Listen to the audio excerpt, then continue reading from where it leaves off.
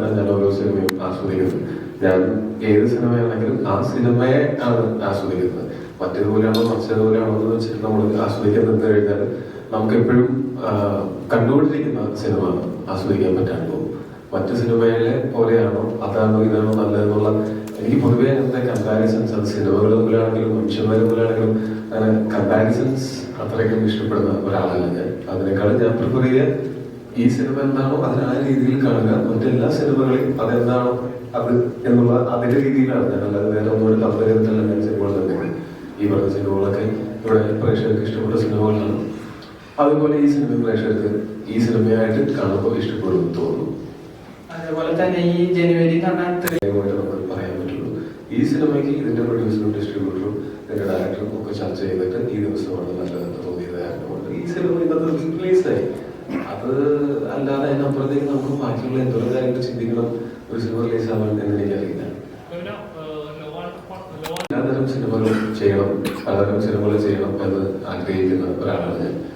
ഇപ്പോൾ അങ്ങനെ നോക്കുന്ന സമയത്ത് ഇൻവെസ്റ്റിഗേഷൻ സിനിമകൾ ഇഷ്ടമാണ്. അതല്ലാതെ കുറച്ച് പീരിയഡ് സിനിമകൾ എനിക്ക് ഇഷ്ടമാണ്, അല്ലെങ്കിൽ ലോങ് കോംസ് ഇഷ്ടമാണ്. എല്ലാതരം സിനിമകളും ഇഷ്ടമാണ്. അപ്പോൾ ഞാൻ ചെയ്തിട്ടില്ലാത്ത ജോണറിലുള്ള സിനിമകൾ തുടർന്ന് ചെയ്യാൻ ശ്രമിക്കുക എന്നുള്ളതല്ലാതെ ഏതെങ്കിലും ഒരു പെർട്ടിക്കുലർ ടൈപ്പ് മാത്രം അങ്ങനെ അത് എനിക്കും അത് ഭയങ്കര റിപ്പീറ്റീവായിട്ട് വന്നേക്കാം. ഞാൻ ഒരേ തരം സിനിമകൾ തന്നെ നിരന്തരമായിട്ട് ചെയ്താൽ പലതരം സിനിമകളുടെ ഭാഗമാകുക, പലതരം കഥാപാത്രങ്ങൾ ചെയ്യുക, നമ്മുടെ കഴിവിന്റെ പരമാവധി അതിലേക്ക് കോൺട്രിബ്യൂട്ട് ചെയ്യാൻ ശ്രമിക്കുക എന്നുള്ളതല്ലാതെ ഏതെങ്കിലും ഒരെണ്ണത്തിൽ പെർട്ടിക്കുലർലി എനിക്ക് അങ്ങനെ ഭയങ്കരമായിട്ടുള്ള ഇഷ്ടവും ഇഷ്ടക്കേടോ ഇല്ല. സിനിമ എന്ന് പറയുന്ന മാധ്യമം നമുക്ക് ഓഫർ ചെയ്യുന്നത് പലതരം കാഴ്ചകളാണ്. അപ്പൊ ആ പലതരം കാഴ്ചകളിൽ ആകർഷണമായിട്ടാണ് ഞാൻ സിനിമ ഇഷ്ടപ്പെട്ടു തുടങ്ങിയത്. അപ്പോൾ എനിക്കും തുടർന്നും വർക്ക് ചെയ്യുന്ന സമയത്ത് പലതരം കാഴ്ചകൾ തന്നെയാണ് പ്രേക്ഷകർക്കും മുന്നിലേക്ക് സൃഷ്ടിച്ചു വെക്കാനായിട്ട് ഇങ്ങനെയുള്ള സംവിധായകരുടെയും നല്ല റൊമാന്റിക് കാസ്റ്റിനെയും കൂടെ ശ്രമിക്കാനും സാധിക്കുകയാണ്.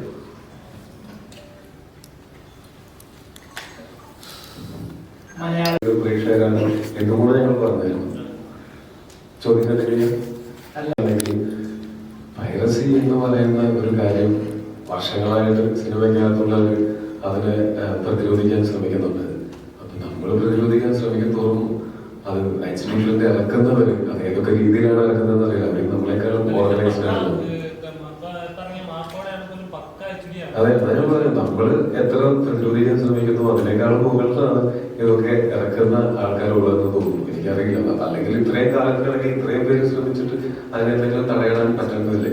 അപ്പൊ ഇക്കാര്യത്തിൽ നമുക്ക് ചെയ്യാവുന്നതെല്ലാം ചെയ്യുന്നുണ്ട്. എന്നിട്ടും ഈ ട്രെൻഡ് ഇറങ്ങുന്നു എന്ന് പറയുമ്പോൾ നമ്മളെ കൈപ്പിടിയിൽ ഒതുങ്ങുന്ന കാര്യമല്ല എന്നാണ് എനിക്ക് മനസ്സിലാക്കുന്നത്. നമ്മൾ നിരന്തരം ശ്രമിച്ചുകൊണ്ടിരിക്കും ഇങ്ങനെ ഒരു ട്രെൻഡ് പോകാതിരിക്കാനായിട്ട്. പക്ഷെ ഇത്രയും തിയേറ്ററുകളിലേക്ക് ഇത്രയും കണ്ടന്റുകൾ പോവുകയും ഇത്രയും ആളുകൾക്ക് അതിലേക്ക് ആക്സസ് ഉണ്ടാവുകയും ഇപ്പൊ ഏറാമിലേക്ക് തിയേറ്ററിനകത്ത് ഇരുന്ന് വീഡിയോ ഷൂട്ട് ചെയ്യുന്നതാണ് പറയുന്നത്, ട്രൈപോഡൊക്കെ വെച്ചുകൊണ്ട്. ഇങ്ങനെയൊക്കെ സംഭവിക്കുന്ന ഒരു സമയത്ത് നമുക്ക് ഓരോ തിയേറ്ററിലും ചെന്ന് നോക്കാൻ പറ്റിയെന്ന് വരില്ല. അത് പലപ്പോഴും നമ്മളുടെയൊക്കെ പരിധിക്ക് പുറത്ത് നിൽക്കുന്നൊരു കാര്യമായി മാറിയിരിക്കുന്നു ഈ പൈറസി പുറത്ത് വരാതിരിക്കുക എന്നുള്ള കാര്യം. അതിന് ഒരു സൊല്യൂഷനേ ഉള്ളൂ. അത് എളുപ്പമാണ്, നല്ല സൊല്യൂഷനാണ്. അങ്ങനത്തെ പൈറേറ്റഡ് കോപ്പീസ് പ്രേക്ഷകർ കാണാതിരിക്കുക എന്നുള്ളത് മാത്രമാണ് കാര്യം. തിയേറ്ററിലുള്ള ഒരു സിനിമ അതല്ലെങ്കിൽ അതിന്റെ നമ്മള് TV ചാനലിലും OTT പ്ലാറ്റ്ഫോമിലും ഒക്കെ ആയിട്ട് ഇപ്പൊ തിയേറ്ററിൽ കാണാനായിട്ട് സാധിക്കാത്ത ആൾക്കാരുണ്ടാവാം. അവർക്ക് ഇതിനുള്ള ഓപ്ഷൻ ഉണ്ട്. നമുക്ക് OTT വഴിയാണെങ്കിലും അല്ലെങ്കിൽ ചാനൽ വഴിയൊക്കെ ആണെങ്കിലും ഈ സിനിമ കാണാനായിട്ട് ഓപ്ഷൻസ് ഉണ്ട്. ഈ സിനിമ ഏത് സിനിമയും ഒരു സിനിമ നിങ്ങൾക്ക് കാണണ്ട എന്നുണ്ടെങ്കിൽ കാണാതിരിക്കാം. അത് ആ സ്വാതന്ത്ര്യം എല്ലാവർക്കും ഉണ്ട്. പക്ഷെ പൈറേറ്റഡ് കോപ്പി കാണുന്നത് മോഷണം മുതൽ ഉപയോഗിക്കുന്നത് പോലെയുള്ള ഒരു കാര്യമാണ് എന്നുള്ളൊരു തിരിച്ചറിവ് പ്രേക്ഷകർക്ക് ഇതിനോടൊക്കെ തന്നെ ഉണ്ടാവേണ്ടതാണ്. അങ്ങനെ ഉണ്ടാവുകയും പ്രേക്ഷകർ അത് കാണാതിരിക്കുകയും ചെയ്താൽ ഇത് വളരെ എളുപ്പത്തിൽ തീരുന്നത്. അല്ലാതെ നമ്മൾ സിനിമയ്ക്കകത്തുള്ളവരോ അല്ലെങ്കിൽ വേറെ ഏതെങ്കിലും ഏജൻസീസോ അല്ലെങ്കിൽ പോലീസോ പോലും ശ്രമിച്ച് അല്ലെങ്കിൽ അങ്ങനെ ഇപ്പൊ സൈബർ ക്രൈം ആണ് ഇത് നമ്മൾ ശ്രമിച്ചിട്ട് നമ്മുടെ പിടിയിൽ നിൽക്കുന്നില്ല. ഇത്രയും സിനിമകൾ ഇറങ്ങുന്നു, ഇത്രയും ആളുകൾ കാണാൻ പോകുന്നു, തിയേറ്ററിലേക്ക് വരുന്ന ഓരോരുത്തരെയും ക്യാമറയുണ്ടോ മൊബൈൽ ഫോൺ പിടിച്ചു വെച്ചോ അങ്ങനെയൊന്നും തിയേറ്ററിൽ കയറ്റാൻ പറ്റില്ല. അത് ഭയങ്കര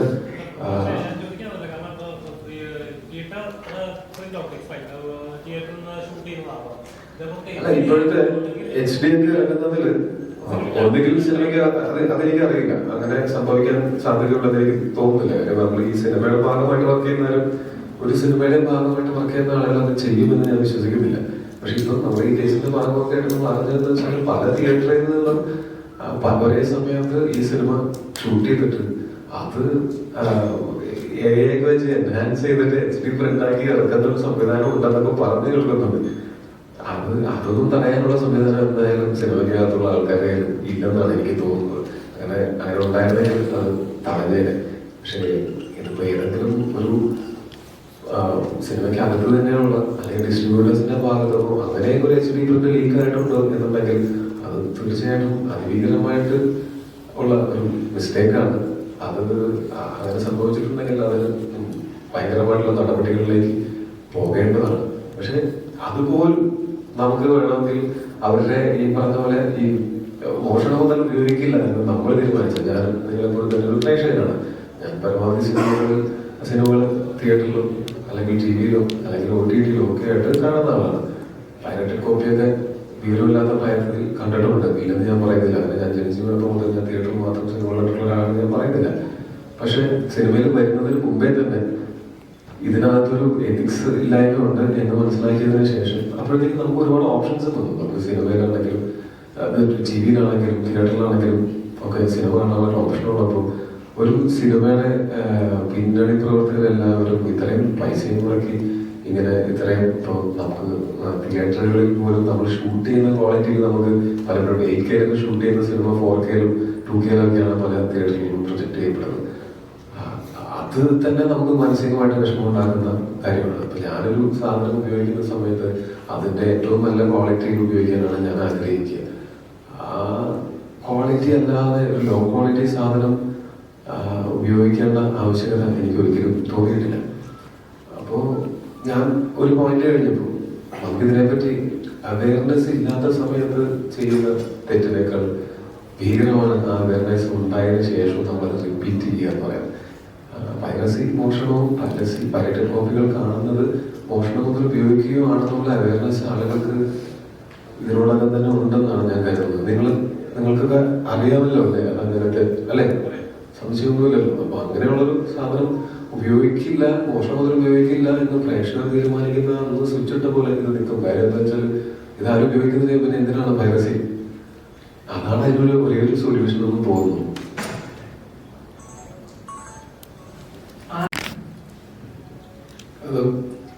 നമുക്ക് കുറച്ച് ദിവസം റിഹേഴ്സൽസ് ഒക്കെ ഉണ്ടായിരുന്നു. പിന്നെ യാത്രപ്പൻ എന്ന് പറയുന്ന ആക്ഷൻ ഡയറക്ടർ അദ്ദേഹം ഒരു ഫൈറ്റ് സീക്വൻസിനകത്തുള്ള പെർഫെക്ഷന് വേണ്ടിയിട്ട് ഭയങ്കരമായിട്ട് ത്രൈവ് ചെയ്യുന്ന ഒരാളാണ് അദ്ദേഹം. അത് നമ്മുടെ ഈ സിനിമയിലെ ഫൈറ്റ് സീക്വൻസുകളിൽ അങ്ങനത്തെ ഒരു പെർഫെക്ഷൻ ആവശ്യവുമായിരുന്നു. ഈ സിനിമയുടെ ഒരു സ്വഭാവവും ഈ കഥാപാത്രത്തിന്റെ ഒരു സ്വഭാവം ഒക്കെ വെച്ചിട്ട് ആ ഫൈറ്റ് സീൻസിൽ നമുക്ക് അങ്ങനെ ഒരു പെർഫെക്ഷൻ വേണ്ടതായിരുന്നു. അതുകൊണ്ട് തന്നെ ആ ദിവസങ്ങളിൽ ആദ്യത്തെ കുറച്ച് ദിവസങ്ങളിൽ ഞങ്ങൾക്ക് എല്ലാവർക്കും കുറച്ച് പ്രാക്ടീസ് ഉണ്ടായിരുന്നു. അതിനുശേഷമാണ് നമ്മൾ ഈ ഫൈറ്റ് സീക്വൻസ് ഷൂട്ട് ചെയ്യാനായിട്ട് തുടങ്ങുന്നത്. അത് നമുക്കൊരു ലിമിറ്റഡ് സ്പേസിൽ നിന്നുകൊണ്ട് എന്നാൽ ഫൈറ്റ് സീക്വൻസിന്റെ ആ ഒരു പ്രൊഫഷണൽ ആംഗിളും കുറയാതെ എങ്ങനെ ചെയ്യാം എന്നുള്ളതായിരുന്നു. അത് തീർച്ചയായിട്ടും ഒരു വെല്ലുവിളി തന്നെയായിരുന്നു. പക്ഷെ ഇതൊരു ടീം വർക്കാണ്. എല്ലാവരും കൂടെ ചെയ്യുന്ന സമയത്ത്, എല്ലാവരും ഒരേ മനസ്സോടെ ചെയ്യുന്ന സമയത്ത് നമുക്ക് അച്ചീവ് ചെയ്യാനായിട്ട് ഭയങ്കര ബുദ്ധിമുട്ടായിരിക്കും, അല്ലെങ്കിൽ അച്ചീവ് ചെയ്യാനേ പറ്റില്ല എന്ന് വിചാരിച്ച പല കാര്യങ്ങളും അച്ചീവ് ചെയ്യാൻ പറ്റിയെടുക്കുന്നു. പ്രൊമോഷണൽ ഇന്റർവ്യൂ മുതൽ ഇപ്പൊ ഈ പ്രസ് മീറ്റ് വരെ ഇതിന്റെ ഭാഗമായിട്ടുള്ള തൃശ്ശാമിനെ എവിടെ കാണുന്നില്ല, എല്ലാവരും ചോദിക്കുന്നത് അതാണ്.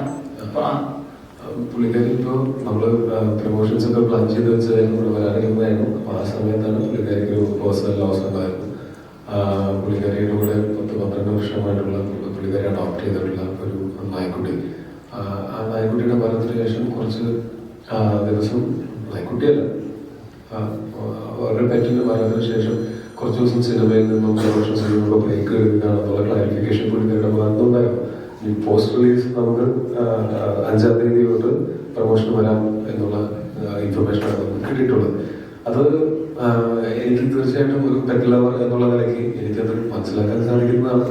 അത് ദൗർഭാഗ്യകരമായ പോയത് ഈ സിനിമയുടെ പ്രൊമോഷന്റെ സമയത്തായി പോയി എന്നുള്ളത് മാത്രമേ ഉള്ളൂ. അതല്ലാതെ നോക്കുന്ന സമയത്ത് അത് അനുഭവിച്ചിട്ടുള്ളവർക്ക് അറിയാം. വർഷങ്ങളോളം കൂടെ ഉണ്ടായിരുന്ന ഒരു പെറ്റ് ഇല്ലാതാകുമ്പോഴൊരു വിഷമം. പറ്റില്ല, നമുക്ക് സിനിമയിലെ പ്രൊമോഷൻ വന്നേ പറ്റും എന്നുള്ള രീതിയിൽ വാശി പിടിക്കാൻ ഞാൻ കൂട്ടുനിൽക്കില്ല. 10 വർഷത്തെ ഗ്യാപ്പിന് ശേഷമാണ് വരുന്നത്. 10 വർഷത്തെ ഗ്യാപ്പിന് ശേഷം ചെയ്യുന്ന കഥാപാത്രങ്ങളോട് ഡെപ്തുണ്ടാക്കി ഈ സ്റ്റോറി ക്യാച്ച് ചെയ്തവരാണ്. ഇത്രയും ഗ്യാപ്പ് ചെയ്ത cinema the story, like the entire set, the whole story was the reason why I joined. പിന്നെ ഞാൻ ഇതിലൊരു ചെറിയ ക്യാരക്ടറാണ് പ്ലേ ചെയ്യുന്നത്. പക്ഷെ ഞാൻ അഖിലിനെ ആദ്യമായിട്ട് മീറ്റ് ചെയ്തപ്പോൾ തന്നെ അഖിൽ പറഞ്ഞു, ഞാൻ ക്യാരക്ടറിനെ കുറിച്ച് പറയുന്നില്ല, ഞാൻ ഫുൾ സ്ക്രിപ്റ്റ് വായിച്ച് ഏൽപ്പിക്കുകയാണ്. And he gives that respect to each and every artist who's joined. അതുപോലെ തന്നെ ഞാൻ പ്രോജക്റ്റ് ജോയിൻ ചെയ്ത് കഴിഞ്ഞിട്ട് ഞാൻ ദേവികയായിട്ട് whatever my attempts were, they were all very supportive. പിന്നെ ഈ പടത്തിന് വേറൊരു സ്പെഷ്യാലിറ്റി കൂടെ ഉണ്ട്. ഞാൻ ആദ്യമായിട്ട് ഡബ് ചെയ്ത പടമാണ്.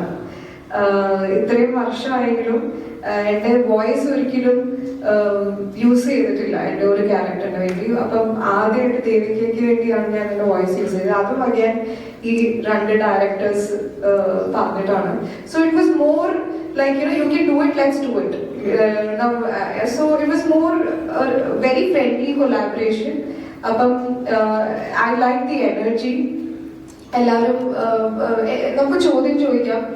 ഞാൻ 10 വർഷം മുമ്പ് എന്താ സീൻ എന്ന് ചോദിക്കുമ്പം ഇല്ല വിളിക്കാമെന്ന് പറയുകയായിരുന്നു ചെയ്തോണ്ടിരുന്നത്. ഇപ്പൊ എന്നോട് ചേച്ചി നമുക്ക് അപ്പൊ ആ ഒരു വ്യത്യാസവും വന്നിട്ടുണ്ട്. So I can ask them because they're almost my age, how can we change the scene, what can we do? So there is that kind of stop it friendship that we have in the team. So എനിക്ക് എല്ലാ രീതിയിലും ഇത് ഒരു win-win ആയിരുന്നു. എന്തുകൊണ്ടാണ് ഇത്ര ഒരു gap എടുത്തത്? കാരണം എന്നെ ആരും വിളിച്ചില്ലടോ, അത്രേ ഉള്ളൂ. ഇല്ല, ഈ ചോദ്യം നിങ്ങൾ ആർട്ടിസ്റ്റിനോട് ചോദിക്കുന്നത് മഹാമണ്ഡത്തരാണ്. ചോദിക്കുന്നത് അത് മണ്ഡത്തരായിരിക്കും. എന്തായിരുന്നു? പിന്നെ ഞാൻ വിവാഹം കഴിച്ചു, പിന്നെ ഒരു ഡിവോഴ്സ് നടന്നു, പിന്നെ ഒരു ഡിപ്രഷൻ നടന്നു, പിന്നെ അതിൽ നിന്ന് റിക്കവർ ചെയ്തു, പിന്നെ ഈ പടം ചെയ്തു. അപ്പം ഒരു 10 വർഷം എടുക്കൂലോ. I hope that's clear.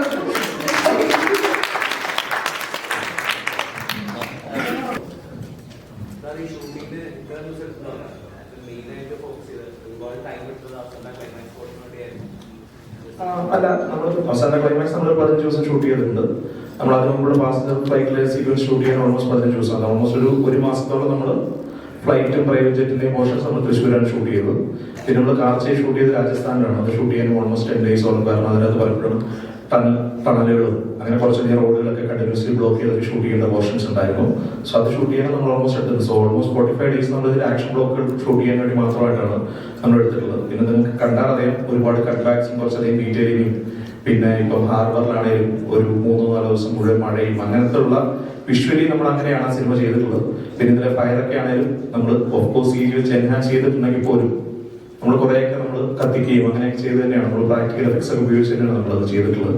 So നമ്മൾ ആ ഫിലിം മേക്കിങ്ങിനും ഡീറ്റെയിലിങ്ങിനും അതിന്റെ ഒരു ഫൈൻ ട്യൂണിങ്ങിനും വേണ്ടിയിട്ട് നമ്മൾ സമയം ഇൻവെസ്റ്റ് ചെയ്തിട്ടുണ്ട്.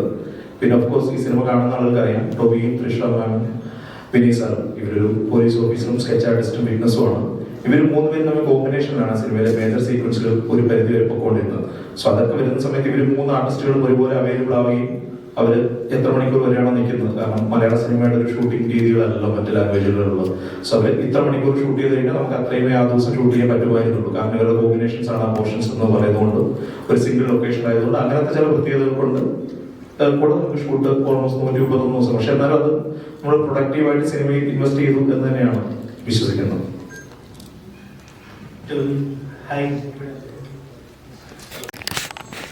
ഈ പടം ഷൂട്ട് ചെയ്യുമ്പോൾ ഒരുപാട് പ്രശ്നങ്ങളിലൂടെയൊക്കെ കടന്നു പോയതാണ്. അപ്പൊ അതിൽ നിന്നെല്ലാം ഇന്ന് പടം 2025 ഇപ്പൊ ഇന്ന് ഫസ്റ്റ് മലയാളത്തിൽ നിന്ന് റിലീസായ ഫിലിമാണ്. ഇന്ന് പടം കാണാൻ ഫാമിലി മൊത്തം ഉണ്ടായിരുന്നു. ഇപ്പൊ പാരന്റ്സ് ആണെങ്കിലും കുട്ടികളും എല്ലാവരും ഉണ്ടായിരുന്നു. അപ്പൊ അവരുടെയൊക്കെ ഒരു റിയാക്ഷൻ എങ്ങനെയായിരുന്നു? അതേപോലെ എത്രത്തോളം സ്പെഷ്യൽ ആണായിരുന്നു? തീർച്ചയായിട്ടും ഐഡന്റിറ്റി കാണാനായിട്ട് ഐഡന്റിറ്റി അല്ല എല്ലാ സിനിമകളും ഞാൻ ഫാമിലിയോടൊപ്പം ഫസ്റ്റ് തന്നെ ഇരുന്ന് കാണുക എന്നുള്ളതാണ് എൻ്റെ ഏറ്റവും വലിയൊരു സന്തോഷം. അത് പക്ഷെ ഞാൻ അവർക്ക് എന്നോട് ഇഷ്ടമുള്ള കാരണം കൊണ്ട് ഞാൻ അവരുടെ അഭിപ്രായങ്ങൾ മാത്രം എനിക്ക് റെസ്പോൺസായിട്ട് എടുക്കാൻ പറ്റില്ല. ഇപ്പൊ എന്നോട് അങ്ങനെ പ്രത്യേകിച്ച് ഇഷ്ടമോ ഇഷ്ടക്കേടോ ഇല്ലാത്ത ആളുകൾ പറയുന്നതാണ് ഞാൻ പ്രൈമറിലി അത് മനസ്സിലേക്ക് എടുക്കുകയും തുടർന്ന് അങ്ങോട്ട് വേണ്ട കറക്ഷൻസ് വരുത്തുകയും ചെയ്യുന്നത്. ഇവരുടെ കൂടെ സിനിമ കാണുക എന്ന് പറയുന്നത് എൻ്റെ ഭയങ്കരമായിട്ടുള്ള സന്തോഷമാണ്. പിന്നെ അഖിലും അനസും പലതവണ വീട്ടിലേക്ക് വരികയും സാറും ഫ്രണ്ട്സും വീട്ടിലേക്ക് വരികയും ഇവർക്കൊക്കെ വീട്ടുകാരായിട്ടും ഒക്കെ അടുപ്പമുള്ള ഞങ്ങൾ കള ചെയ്ത സമയത്താണെങ്കിൽ അഖിലും ലോഹിത്തും അതുപോലെ ചമനും ഒക്കെ എൻ്റെ വീട്ടിലൊക്കെ വന്നിട്ടുള്ള ആൾക്കാരാണ്. ഞങ്ങൾ ഫാമിലിയായിട്ടും അടുപ്പമുള്ള ആൾക്കാരാണ്. അപ്പൊ അങ്ങനെ നോക്കുന്ന സമയത്ത് തീർച്ചയായിട്ടും എല്ലാവരും കൂടെ സിനിമയുടെ കുറവും എൻ്റെ ഫാമിലിയും എൻ്റെ ഫ്രണ്ട്സും ഉണ്ടായിരുന്നു. ഇവരുടെ എല്ലാവരും ഫാമിലിയും ഫ്രണ്ട്സും ഒക്കെ ഉണ്ടായിരുന്നു. അവരുടെയൊക്കെ കൂടെ ഇരുന്ന് സിനിമ കാണുക എന്ന് പറയുന്നത് ഭയങ്കര സന്തോഷമുള്ള ഒരു കാര്യമാണ്. അത് ഭയങ്കര സ്പെഷ്യൽ ആയിട്ടുള്ള കാര്യം തന്നെയാണ്. ആണെങ്കിലും പടം എടുക്കുന്ന സമയത്ത് ഒരുപാട് പ്രശ്നങ്ങൾ ഉണ്ടായിരുന്നു. പിന്നെ അത് പടം ഇറങ്ങി വലിയൊരു സക്സസ് ആയി. ഈ പടത്തിൽ ഒരുപാട് പ്രശ്നങ്ങൾ ഉണ്ടായിരുന്നു. ഇപ്പൊ പടം ഇറങ്ങി നല്ലൊരു അഭിപ്രായം വരുന്നുണ്ട്. അതായത് പ്രശ്നങ്ങൾ ഉണ്ടാവും. നമ്മള് വളരെ അംബിഷ്യസ് ആയിട്ടുള്ള സിനിമകൾ നമ്മളുടെ ഇൻഡസ്ട്രിയിൽ നിന്ന് നമ്മൾ ശ്രമിക്കുന്ന സമയത്ത് പ്രശ്നങ്ങളുണ്ടാവും. അതിലേക്ക് അതിജീവിച്ച് സിനിമകൾ തിയേറ്ററിലേക്ക് എത്തുന്നത് തന്നെ ആണ് നമ്മളുടെ ഏറ്റവും വലിയ വിജയം എന്ന് പറയുന്നത്. നമ്മൾ ആഗ്രഹിച്ച പോലെ ഒരു സിനിമ കംപ്ലീറ്റ് ചെയ്ത് തിയേറ്ററിലേക്ക് എത്തിക്കാൻ പറ്റുക എന്ന് പറയുന്നത് നമ്മൾ ഏറ്റവും വലിയ വിജയമായിട്ട് ഞാൻ കണക്കാക്കുന്നതാണ്. അത് കഴിഞ്ഞിട്ടുള്ളത് പ്രേക്ഷകരുടെ റെസ്പോൺസ് തീർച്ചയായിട്ടും ഉണ്ട്. അപ്പോൾ നമുക്കതങ്ങനെ തിയേറ്ററിലേക്ക് എത്തിക്കാൻ പറ്റുകയും പ്രേക്ഷകരുടെ റെസ്പോൺസ് നമുക്ക് പോസിറ്റീവായിട്ട് വരികയും ചെയ്യുമ്പോൾ നമുക്ക് ആ ഷൂട്ടിങ്ങിന്റെ സമയത്തോ അല്ലെങ്കിൽ അതിന് മുമ്പോ അതിന് ശേഷം പോസ്റ്റ് പ്രൊഡക്ഷൻ സമയത്തോ ഒക്കെ നമ്മൾ എന്തിനെയൊക്കെ തരണം ചെയ്തോ അതെല്ലാം നിഷ്പ്രഭമായി പോകും. കാര്യം നമുക്കതൊന്നും ഒരു പ്രശ്നമേ അല്ലാതായി പോകും. എൻ്റെ സിനിമ നന്നായോ പെർഫോമൻസ് നന്നായോ സിനിമ ആളുകൾക്ക് ഇഷ്ടപ്പെടുന്നുണ്ടോ നമ്മുടെ പെർഫോമൻസ് അപ്രിസിയേഷൻ കിട്ടുന്നുണ്ടോ അല്ലെങ്കിൽ ഓരോ ഡിപ്പാർട്ട്മെന്റിനും അപ്രിസിയേഷൻ കിട്ടുന്നുണ്ടോ എന്നുള്ളത് മാത്രമായിരിക്കും നമുക്ക് സിനിമ ഇറങ്ങി കഴിയുമ്പോൾ ഉണ്ടാകുന്നത്. അതിനുണ്ടായിട്ടുള്ള പ്രശ്നങ്ങളെല്ലാം നമ്മൾ മറന്നു പോകും. അത് ചെയ്യുന്ന എല്ലാ സിനിമയുടെ കാര്യത്തിലും അങ്ങനെ തന്നെയാണ് തോന്നുന്നത്. പിന്നെ അതേപോലെ സിനിമയിൽ എടുത്തു പറയേണ്ട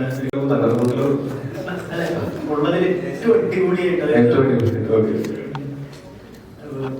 എത്രത്തോളം കഷ്ടപ്പെട്ടു? ഇതിനു മുന്നേ ഞാൻ ചെയ്ത പടം 2018. അത് വെച്ച് കമ്പയർ ചെയ്യുമ്പോൾ ഇതായിരുന്നു കുറച്ചുകൂടി ടഫ്. 2018 നമുക്ക് ഈ പറഞ്ഞൊരു ടാങ്ക് ഉണ്ട്, വെള്ളമുണ്ട്, വെള്ളത്തിലേക്ക് ഷൂട്ട് ഭയങ്കര സത്യം പറഞ്ഞാൽ ഭയങ്കര എളുപ്പമാണ്. ഇതിനകത്ത് പറഞ്ഞാൽ ഭയങ്കര ഹാർഡ് വർക്ക്. ഈ റോഡ് നല്ല ടെമ്പറേച്ചറിൽ ഷൂട്ട് ചെയ്യുന്നു. അത്യാവശ്യം കുറെ ഷോട്ട്സ് ഹാൻഡിൽഡ് ആണ്. അത്യാവശ്യം അനമോർഫിക്കിലെ ഷൂട്ട് ചെയ്തത് നല്ല വെയിറ്റ് ഉള്ള ക്യാമറ. ഡോവി എപ്പോഴും എല്ലാം ഇൻട്രോന്ന് പറഞ്ഞാൽ ഞാനൊരു മടിയനാണെന്ന് പറയാറുള്ളൂ. അതുപോലെ തന്നെ അത്യാവശ്യം നല്ല ടഫായിരുന്നു ഇതിന്റെ ഷൂട്ട്. ആക്ച്വലി പണിയാണ് അത് ഭയങ്കര പണിയെടുക്കും. അവൻ പോലും അറിയാതെ സിനിമ ഷൂട്ടിങ്ങിന് വരെ ശ്രദ്ധി എന്നെ കൊണ്ടൊന്നും പറ്റൂല.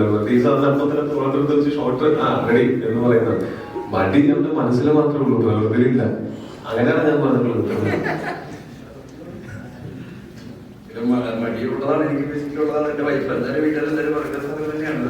പക്ഷെ ഷൂട്ട് ചെയ്യാൻ ഇറങ്ങുമ്പോൾ എനിക്ക് അത് അങ്ങനെ തോന്നാതെ, കാരണം അത്യാവശ്യം എൻജോയ് ചെയ്ത് തന്നെയാണ് ഞാനെല്ലാം വർക്ക് ചെയ്യാറുള്ളത്. ഈ ഐഡന്റിറ്റി ഇത്ര ടഫാണെങ്കിലും അത്യാവശ്യം നന്നായി എൻജോയ് ചെയ്തിട്ടുണ്ട്. കുറച്ചധികം ദിവസം ഷൂട്ട് ഉണ്ടായിരുന്നു, പല ക്ലൈമാറ്റിക് കണ്ടീഷൻസിൽ ഷൂട്ട് ഉണ്ടായിരുന്നു. അതുകൊണ്ടൊക്കെ ഉള്ളൊരു അത്യാവശ്യം ടയേർഡായി പോയിട്ടായിരുന്നു ആ സമയത്ത്. പക്ഷെ ഇതിന്റെയൊക്കെ റിസൾട്ട് കാണുമ്പോൾ ഹാപ്പി ആവുക എന്നുള്ളതാണ് എൻ്റെ ഒരു ഇത്.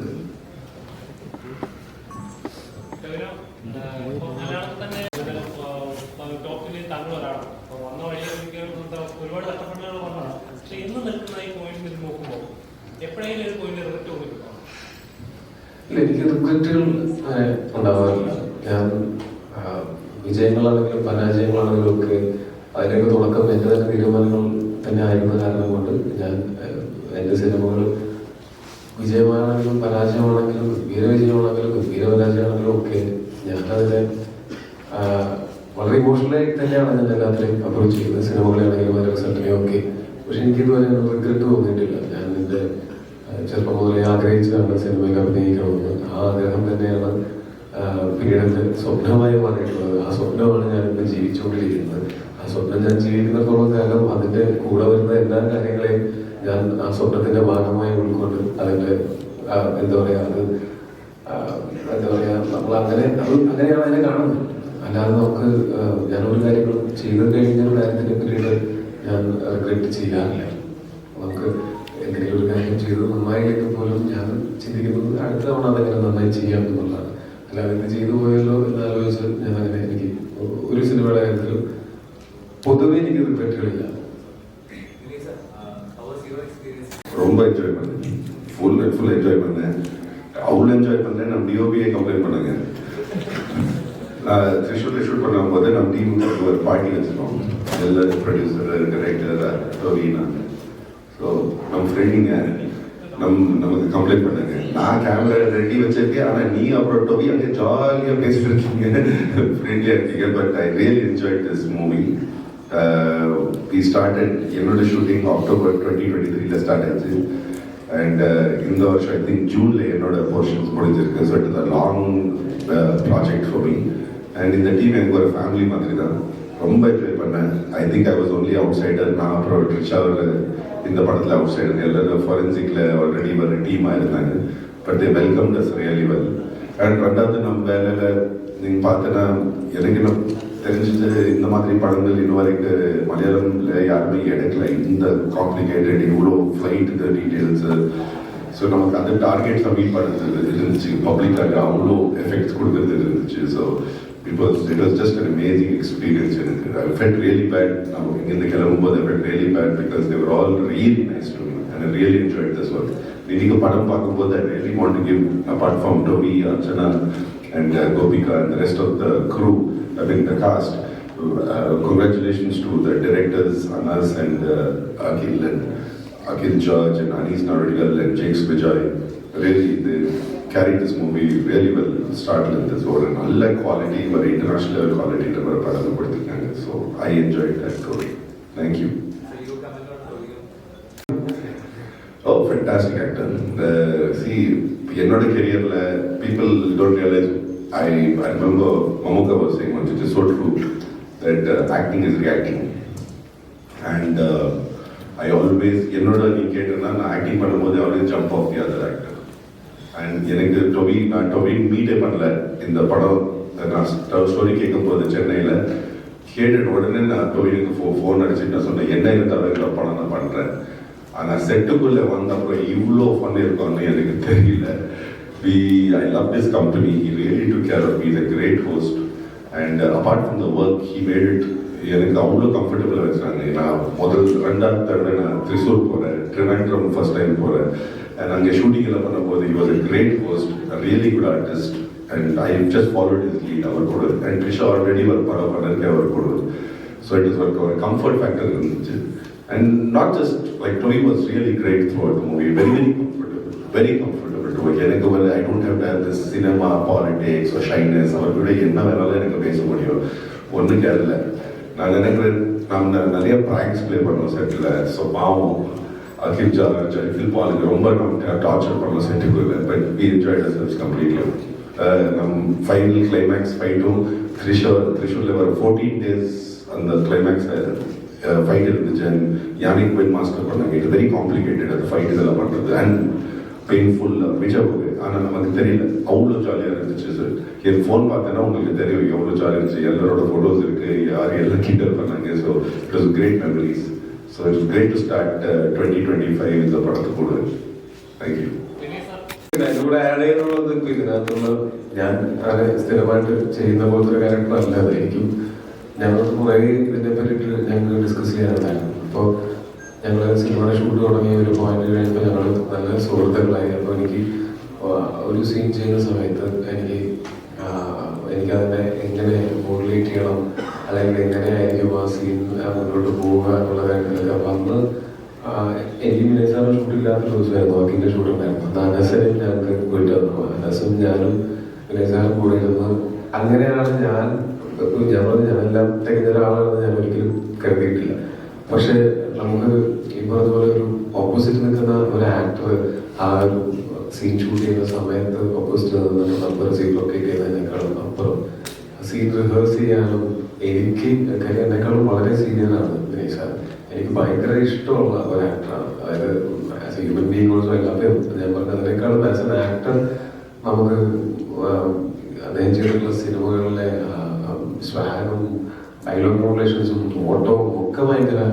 ഇൻട്രസ്റ്റിംഗ് ആയിരുന്നു. അപ്പോൾ അത് ഞാൻ ആക്ച്വലി ഞാൻ പറഞ്ഞു, ഞാൻ ശിഷ്യപ്പെട്ടു ഒരു സീനിന് വേണ്ടിയിട്ട്. ഞാൻ പറഞ്ഞു എനിക്ക് ഒരു പിടിയില്ല അങ്ങനെ ചെയ്യുമെന്ന്. അങ്ങനെ പറഞ്ഞ ആ ഒരു ദിവസം വെറുതെ ഇരിക്കുമായിരുന്ന അദ്ദേഹം വരികയും ഞങ്ങളൊരു ദിവസം ഫുള്ള് ഞാനും അനസും പുള്ളിയും കൂടെ ഇരുന്ന് സീൻ റിഹേഴ്സ് ചെയ്ത് നോക്കി. ആ സീനിൽ പുള്ളി ഇല്ലാത്തൊരു സീനാണ്, എന്നിട്ടും വന്ന് ഞങ്ങൾ ഒരുമിച്ച് ഇരുന്ന് അത് അങ്ങനെ പ്രിപ്പയർ ആയിട്ട് പറ്റി. നമുക്ക് എനിക്ക് അതുപോലുള്ള ആർട്ടിസ്റ്റുകൾ സുഹൃത്തുക്കൾ കിട്ടിയിട്ടുണ്ട്, പല സിനിമകളിലും കിട്ടിയിട്ടുണ്ട്. ഇത് അതുപോലെ തന്നെ എനിക്ക് ഭയങ്കര സ്പെഷ്യൽ ആയിട്ടുള്ള എക്സ്പീരിയൻസ് ആയിരുന്നു. എനിക്ക് എന്തെങ്കിലും അറിയില്ലെങ്കിൽ പഠിക്കുന്ന ആരുടെ അടുത്ത് നിന്ന് എന്ന് കൂടെ ഉണ്ട്. അപ്പോൾ നമുക്കത് നമുക്ക് ഇഷ്ടമുള്ള ഒരു ആക്ടറും ഒക്കെ ആകുന്ന ഒരാൾ നമുക്ക് അങ്ങനെ ഇതിന്റെ ഇടയിൽ ചിലപ്പോൾ പുള്ളിക്ക് അത് എനിക്ക് പറ്റില്ലല്ലോ, എനിക്ക് വേറെ പണിയുണ്ട് എന്ന് വളരെ ഈസിലി റിജക്ട് ചെയ്യാമായിരുന്നു റിക്വസ്റ്റ്. അത് പുള്ളിയുടെ ആവശ്യം പോലെ വന്ന് ഞങ്ങളുടെ റൂമിൽ ഞങ്ങൾ പ്രാക്ടീസ് ചെയ്തിട്ടാണ് എനിക്ക് ആ സീൻ ചെയ്യാനായിട്ടുള്ള ഒരു ധൈര്യം. അപ്പോൾ ഞാൻ എന്ന് പറയുന്ന രീതിയിലൊക്കെ കേരളത്തിൽ രീതിയിലൊക്കെ ജനിച്ചു വളർത്തുന്ന ഒരാളാണ് ഞാൻ. പല സിനിമകളിലും പല സീനുകളും ചെയ്യുന്നതിന് മുമ്പ് എനിക്ക് അങ്ങനത്തെ പല പേടികളും ഉണ്ടാവാറുണ്ട്. അപ്പൊ പേടികൾ ഉണ്ടായി കഴിഞ്ഞാൽ അതിനെ തരണം ചെയ്യാനായിട്ട് റിഹേഴ്സ് ചെയ്യുക, അറിയില്ലെങ്കിൽ പഠിക്കുക എന്നുള്ളത് മാത്രമേ ഒരു ഓപ്ഷൻ ഞാൻ കാണുകയുള്ളൂ. ആ ഓപ്ഷൻ എനിക്ക് ആ സമയത്ത് തോന്നിയപ്പോൾ എൻ്റെ ബന്ധത്തിൽ ഇവരൊക്കെ ഉണ്ടെന്നുള്ളത് എൻ്റെ പെർഫോമൻസ് നന്നായിട്ടുണ്ടെങ്കിൽ അതിന് കാരണമായിട്ടുണ്ട്. അപ്പോൾ താങ്ക് യു സോ മച്ച്.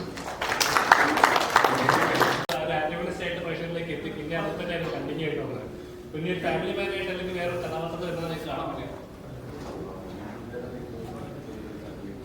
அது அடுத்த டைரக்டர்ல ப்ரொடியூசர் கிட்டே கேட்கணும். எனக்கு வேலை தான், என்னோட வேலை அந்த நம்பிக்கை கொண்டு வருது. ஸோ அவன் தெரியும் ஃபர்ஸ்ட் படம் லவ் ஸ்டோரி இருந்துச்சு. பட் என் கெரியர் பார்த்தோன்னா நிறைய இது பண்ணிருக்கேன். லேட்லி வில்லன்னா எனக்கு நிறைய சக்ஸஸும் வந்திருக்கு. And I'm enjoying it. So ஏதாவது ஒரு நல்ல சப்ஜெக்ட் வந்தேன்னா நான் அப்படி பார்ப்பேன். That's a challenge for me. But நான் இது மைக் கொடுக்கறதுக்கு முன்னாடி எனக்கு அகில் அண்ட் அண்ணாஸ் அண்ட் கவிக்கு ரொம்ப நன்றி சொன்னேன். எதுக்கு சொன்னேன்னா இந்த படத்தில் முதல் தடவை எனக்கு ஸ்கிரிப்ட் இவர் கூட உட்கார்ந்து எனக்கு பேசுறது எனக்கு ஒரு வாய்ப்பு கொடுத்தாங்க. அது எனக்கு ரொம்ப பிடிச்சி போயிடுச்சு. Because it's another facet of film making. அது எனக்கு ஷூட்டிங் பண்ணும்போது நம்மளோட வேலை தான் பார்ப்போம். And we'll try to work with the next collaborator, the next actor, எவ்வளோ கோஆப்ரேஷன் எவ்வளோ நல்லா பண்ண முடியும். ஆனால் இவர் எனக்கு ஒரு வாய்ப்பு கொடுத்தாங்க. ஈவன் ஷூட்டிங் இல்லைனாலே அனாஸ் அப்புறம் அகில் அப்புறம் டொவிக்கு போய் உட்கார்ந்து we break down the script and how do we make it better, and I really thank you for that. It means the world to me. ரொம்ப நன்றி. Thank you. ഇപ്പോൾ താങ്കൾ വളരെ അടുത്ത സുഹൃത്താണ് ഉണ്ണിമുന്തന്റെ ഒരു പടം റിലീസ് ആയിട്ടുണ്ട്. അത് മലയാള ഇൻഡസ്ട്രിയിലും മലയാളത്തിന്റെ വരെ കാണാത്ത പി ക്യാപ്റ്റൻ അറ്റംപ്റ്റിലാണ് മാർക്കോ റിലീസ് ആയിട്ടുള്ളത്. അത് കണ്ടിരുന്നോ? വിശ്വസ് പറഞ്ഞിരുന്നോ? എന്താണ് നിങ്ങൾക്ക് എത്രത്തോളം അറിയുമെന്ന് അറിയില്ല. ഞങ്ങള് എല്ലാ ദിവസവും ഓണം സംസാരിക്കുന്നു. പ്രത്യേകിച്ച് ഈയിടയ്ക്ക് ഞങ്ങള് ഇപ്പോൾ അജയന്റെ രണ്ടാം മോഷണം റിലീസ് ചെയ്യുന്ന സമയത്താണെങ്കിലും ആ സമയത്ത് മാർക്കോന്റെ റിലീസിന് ഒരുങ്ങിക്കൊണ്ടിരിക്കുകയായിരുന്നു. അപ്പൊ ഞങ്ങൾ അങ്ങോട്ടും ഇങ്ങോട്ടും വിളിച്ച് ഡിസ്കസ് ചെയ്തുകൊണ്ടിരുന്നത് നമ്മുടെ സിനിമകൾ എങ്ങനെ കേരളത്തിൽ പുറത്തേക്ക് എത്തിക്കാം എന്നുള്ള കാര്യങ്ങൾ തന്നെയാണ്. ഇത് ഞാൻ പറയുന്നത് മാസങ്ങൾക്ക് മുമ്പത്തെ കാര്യമാണ്. അതുപോലെ എനിക്ക് തോന്നുന്നു ഇൻഡസ്ട്രിയിൽ നിന്ന് നമ്മൾ AR കണ്ടിട്ട് തന്നെ ആദ്യം വിളിച്ച് അപ്രീഷിയേറ്റ് ചെയ്യുന്ന ഒരാൾ ഉണ്ണിയാണ്. അതല്ലാതെയും ഇപ്പോൾ മാർക്ക് ഇറങ്ങിയിട്ട് പിറ്റേ ദിവസം ഞങ്ങൾ ഒരുമിച്ചുണ്ടായിരുന്നു. രാത്രി 1 മണി വരെ ഞങ്ങൾ ഒരുമിച്ചുണ്ടായിരുന്നു. ഇപ്പൊ ഇന്നും കൂടെ വൈകുന്നേരം കുറച്ചു നേരത്തെ ഞങ്ങൾ സംസാരിച്ചുള്ളൂ. ഉണ്ണി ഈ പടത്തിന്റെ ഇന്ന് രാവിലെ തന്നെ എനിക്ക് ഇപ്പൊ ഞാൻ മാർക്കോന്റെ തലേ ദിവസം ഞാൻ ഓൾ ദി ബെസ്റ്റ് പറഞ്ഞ് പോസ്റ്റ് ഇടുകയും രാവിലെ തന്നെ ഞാൻ ഉണ്ണിയെ വിളിച്ച് ഓൾ ദി ബെസ്റ്റ് പറയുകയും ചെയ്തിട്ടുണ്ടായിരുന്നു. അതേപോലെ തന്നെ ഇന്ന് രാവിലെ ഉണ്ണി എനിക്ക് മെസ്സേജ് അയച്ചിരുന്നു ഇന്നത്തെ റിലീസിന് ഓൾ ദി ബെസ്റ്റ് ഒക്കെ പറഞ്ഞുകൊണ്ട്. അതുപോലെ എന്താ പറയാ, ഞാൻ ഏറ്റവും സന്തോഷിക്കുന്ന ഒരു കാര്യം എന്ന് പറഞ്ഞാൽ ഉണ്ണിയുടെ ആസ്പിറേഷൻസും ഒക്കെ എനിക്ക് നല്ല കൃത്യമായിട്ട് അറിയുന്നതാണ്. ഞങ്ങൾ ഡിസ്കസ് ചെയ്തിട്ടുള്ളതാണ് ഒരുപാട് തവണ. ഒരുപക്ഷെ മറ്റാരും ഇവിടെ നിന്ന് അച്ചീവ് ചെയ്തിട്ടുള്ളതിനേക്കാളും കൂടുതൽ ഔട്ട് ഓഫ് കേരള ഒരു സിനിമയും കൊണ്ട് ട്രാവൽ ചെയ്യാനും അച്ചീവ് ചെയ്യാനായിട്ടും ഉണ്ണിക്ക് സാധിച്ചിട്ടുണ്ട്. അതിൽ ഞാൻ വളരെ ഹാപ്പിയാണ്. ആസ് എ ഫ്രണ്ട് ഞാൻ വളരെ പ്രൗഡാണ്. അതേപോലത്തെ ക്യാരക്ടറൊക്കെ ഞാൻ ഒരു പ്രാവശ്യം ചോരയെ കുളിച്ചതാണ്. പക്ഷെ അത്ര നല്ല റെസ്പോൺസ് അല്ല എനിക്ക് ഇവിടെ നിന്ന് കിട്ടിയത്. പിന്നെ OTT വന്നപ്പോഴാണ് കേരളത്തിൽ പുറത്തുനിന്നാണ് കടക്കി നല്ല റെസ്പോൺസ് കിട്ടിയത്. അന്ന് കുറച്ച് ചോരയെ കുളിച്ചതാണ്. ഇനി കുളിക്കണമെങ്കിൽ കുളിക്കാം. അതിന്റെ കഥാപാത്രങ്ങൾ അങ്ങനത്തെ വരുമ്പോഴാണ്, സിനിമകൾ അങ്ങനത്തെ വരുമ്പോഴാണ് നമ്മൾ അങ്ങനെ ചെയ്യേണ്ടി വരുന്നത്. സിനിമ ഇറങ്ങിയ ശേഷം വളരെ വയലൻസ് എന്ന് പറയുന്നത് ഒരു എന്താ പറയാ അഡിക്ഷൻ പോലെ അവിടെ കയറുക, അത് തന്നെ അതിന് ഒരു ഫിലിം പടം ഇറങ്ങിയപ്പോലും വയലൻസ് ആണെങ്കിൽ കുട്ടികൾ അതിനകത്ത് കയറാൻ കൂടുതൽ ഇഷ്ടപ്പെടുന്നത്. മാർക്ക് ഇറങ്ങിയ ശേഷം കാണുന്ന ഒരു പ്രവണത സ്കൂളിലെ കുട്ടികളായാലും ശരി കോളേജിലെ വിദ്യാർത്ഥികളായാലും ശരി ആ സിനിമയാണ് പ്രിഫർ ചെയ്യും. വയലൻസ് എന്നുള്ളൊരു അക്ഷം പോലെ. പക്ഷെ എനിക്ക് തോന്നുന്നു മാർക്കോ എന്ന് പറയുന്ന സിനിമ നല്ലൊരു സിനിമയാണ്. അതിന്റെ ടെക്നിക്കലിയും അതിന്റെ പെർഫോമൻസസും അതൊക്കെ കൊണ്ടാണ് ആ വയലൻസ് ബിലീവബിളായിട്ട് തോന്നിയത്. അല്ലാതെ വയലൻസ് ഇറ്റ്സെൽഫ് അല്ല ആ സിനിമയുടെ വിജയം എന്ന് എനിക്ക് തോന്നുന്നു. ആ സിനിമ ഒരു സിനിമ എന്നുള്ളതിലേക്ക് അത് നല്ലതായതുകൊണ്ടാണ് അത് വിജയിച്ചതെന്നാണ് ഞാൻ വിശ്വസിക്കുന്നത്. വയലൻസ് സിനിമയിൽ ഒന്നും നമ്മളീ കാണുന്നതൊന്നും ശരിക്കും നടക്കുന്നതല്ലല്ലോ. ഇതൊക്കെ മേക്ക് ബിലീഫാണ്. ആ മേക്ക് ബിലീഫിൽ അത്രയും വിജയകരമായിട്ട് നമുക്ക് ചെയ്യാൻ പറ്റി എന്നുള്ളത് കൊണ്ടാണ് അത് സെലിബ്രേറ്റ് ചെയ്യപ്പെടുന്നത്. അപ്പൊ ഏത് ഇമോഷൻ ആണെങ്കിലും ഏറ്റവും നന്നായിട്ട് ആൾക്കാരെ അത് വിശ്വസിപ്പിക്കാൻ സാധിക്കുകയാണെങ്കിൽ അതുപോലെ വിജയിക്കുമെന്നാണ് എനിക്ക് തോന്നുന്നത്.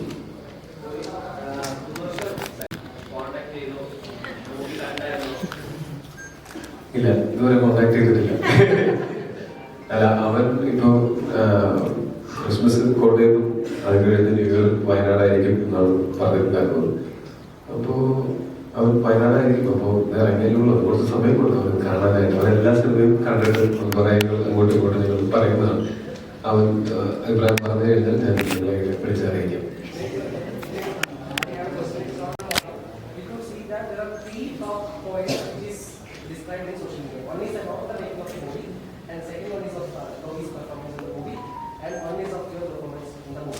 And what do you feel? I think recently you didn't get kind of welcoming from Kerala, you didn't get the kind of thing from Kerala.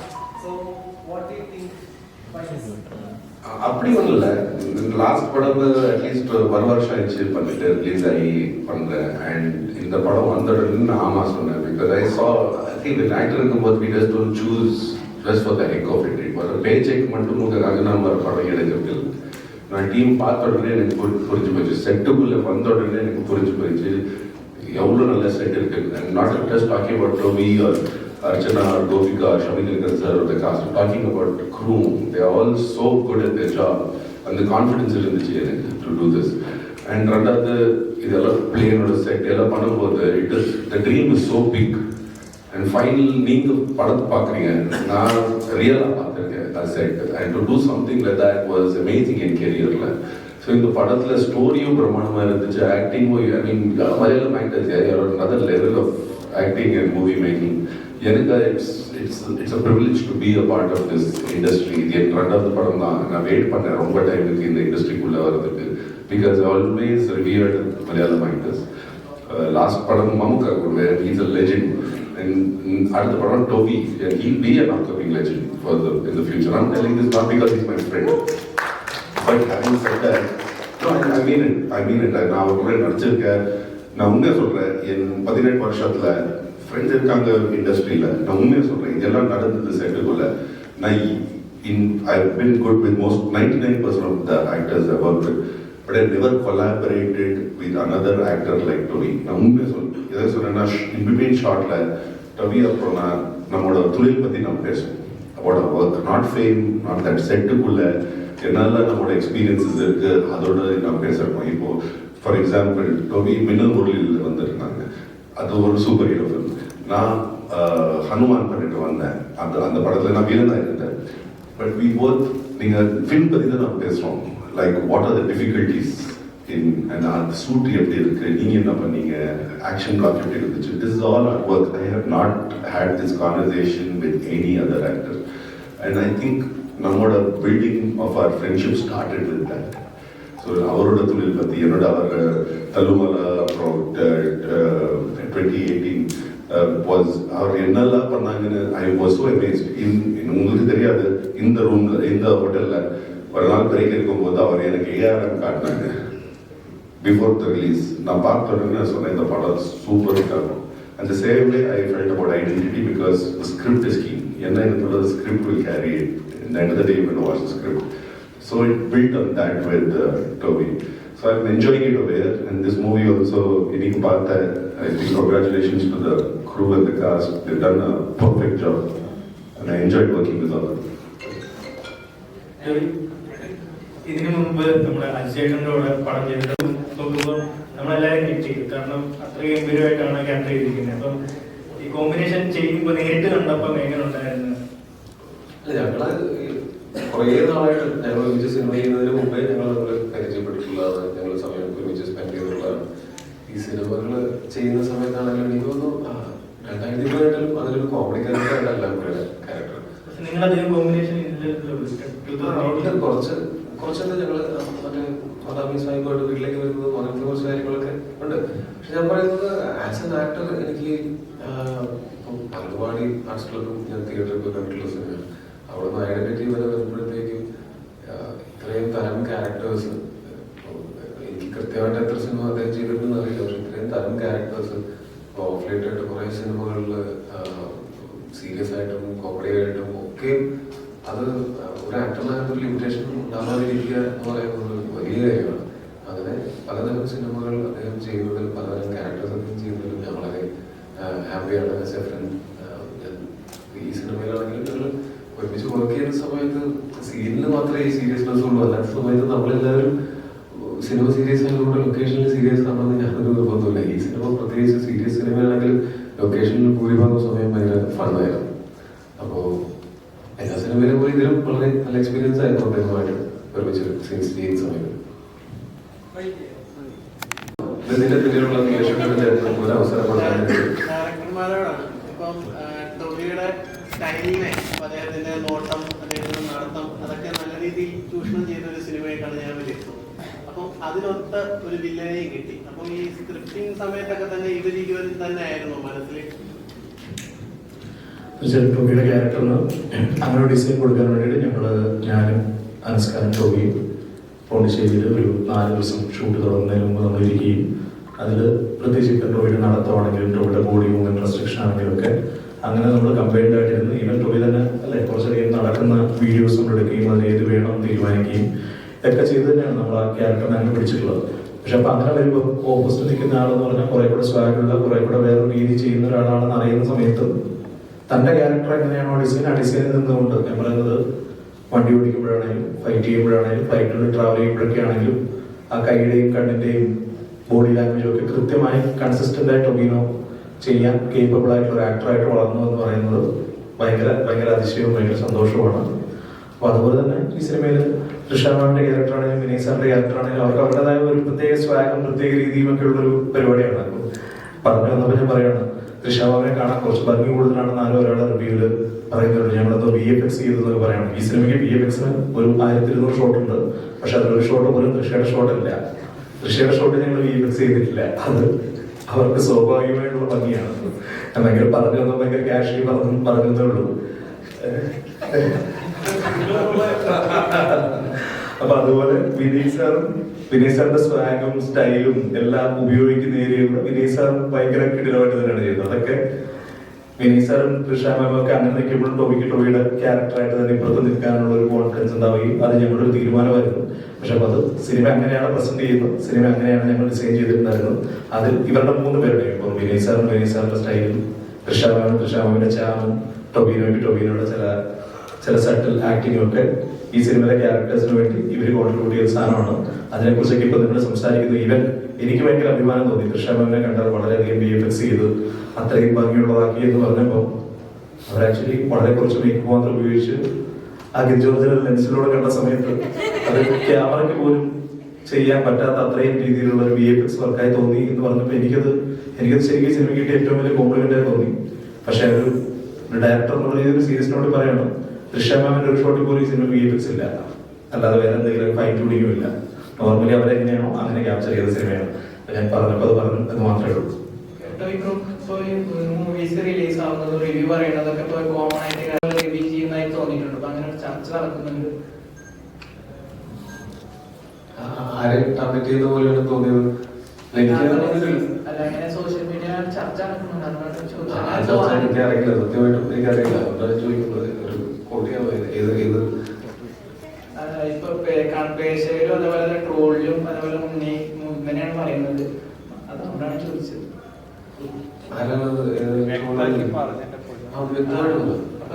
Secret agent എന്ന റിവ്യൂവർ പേഴ്സണലി ടാർഗറ്റ് ചെയ്യുന്ന പോലെ റിവ്യൂ ചെയ്യുന്ന പേശകർ അങ്ങനെ ട്രോളിയുടെ അതേപോലെ തന്നെ കാര്യങ്ങളൊക്കെ ബാധിക്കുന്നതിനേക്കാൾ ഒരുപാട് വിരുദ്ധരാണ് പറയുന്ന ആക്ടറും സ്റ്റാറിൽ നിൽക്കുന്നതെന്നാണ് ഞാൻ വിശ്വസിക്കുന്നത്.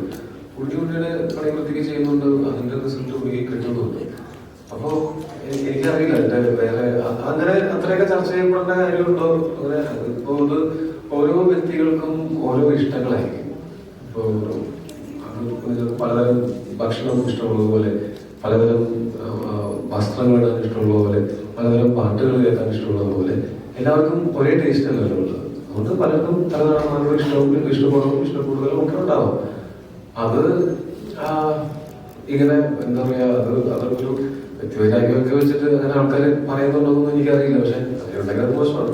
പക്ഷെ ഞാൻ പറയുന്നത് അതൊക്കെ ബാധിക്കാവുന്നതിനേക്കാൾ മുകളിലാണ് ഉണ്ണി എന്നാണ് ഞാൻ വിശ്വസിക്കുന്നത്. അപ്പൊ പുള്ളിയുടെ സിനിമയ്ക്ക് ഇപ്പൊ കിട്ടിയിരിക്കുന്ന വിജയം അതിന്റെ എക്സാമ്പിളല്ലേ. അപ്പൊ വേറെ അങ്ങനെ ആരെങ്കിലും ടാർഗറ്റ് ചെയ്ത് എന്തെങ്കിലും ചെയ്യുന്നുണ്ടെങ്കിൽ അത് നെഗ്ലിജിബിളാണ് എന്നാണ് അതിൽ നിന്ന് മനസ്സിലാക്കുന്നത്. നമ്മൾ നമ്മുടെ പണി വൃത്തിയായിട്ട് ചെയ്യുക എന്നുള്ളതിന് അപ്പുറത്തേക്ക് ഇതിനകത്ത് പ്രത്യേകിച്ച് ഒന്നും ചെയ്യാനില്ല.